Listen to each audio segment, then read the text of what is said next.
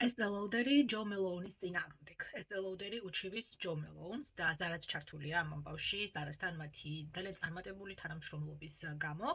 Estee Lauder-ი, რომელიც ფლობს ჯო მელოუნ ლონდონს ბრენდს, აცხადებს, რომ ადგილი ჰქონდა კონტრაქტის დარღვევას. ჯო მელოუნმა თავისი ორიგინალი კომპანია, ბრენდი, რომელიც დღეს ძალიან ბევრს უყვარს, შეკიდე 1999 წელს გაყიდა, Estee Lauder-ს მიყიდა, მაგრამ არა მხოლოდ ბრენდი, არამედ მისი სახელიც.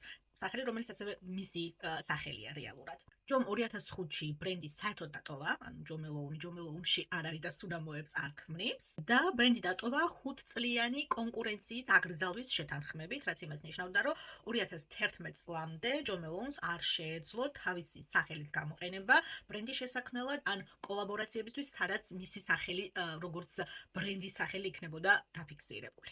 მაგრამ ის ამბავი, რომ 1999 წელს ჯო მელოუნმა თავისი სახელიც გაყიდა, დღემდე უქმნის პრობლემას. როგორც იცით, ზარამ განაახლა Emotion Collection, რომელიც ჯო მელოუნთან ერთად შექმნა და რომლის სუნამოებიც ბევრს ძალიან გვიყვარს. ახალი შეფუთვებით, რაღაცეების შეცვალეს და ახალ შეფუთვაზე ახლა აწერია Joe Loves და შექმნილია ჯო მელოუნის მიერ. რაზეც Estee Lauder-ი აცხადებს, რომ ეს კონტრაქტის დარღვევაა და მომხმარებელმა შეიძლება იფიქროს, რომ ეს სუნამოები ორიგინალი ბრენდიდან, ჯო მელოუნ ლონდონიდან მოდის, მაშინ როცა არც Estee Lauder-ს და არც ჯო მელოუნს არაფერი საერთო არ აქვს, არც ზარასთან და არც ამ კოლაბორაციასთან.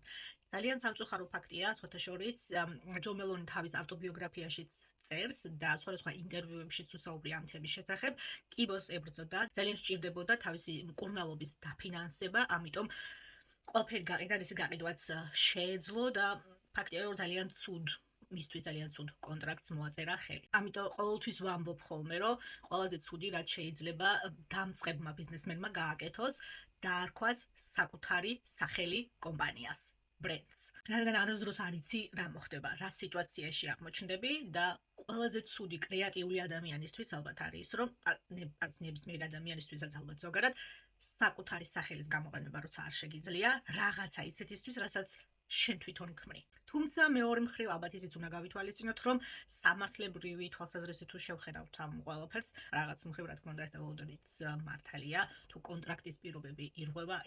თუმცა არ ვიცი, ამდენი წლის შემდეგ ეგ რამდენად მნიშვნელოვანია, მე მგონი ისე რაც ყველა მიცის, რომ მელოუნი როგორც ბრენდი, სუნამოები ამ ბრენდის პარფიუმერი ჯო მელოუნის მიერ არ იქმნება. მაგრამ სიამოვნებით გამიზიარებთ კომენტარებში თქვენ რას ფიქრობთ ამ საქმესთან დაკავშირებით.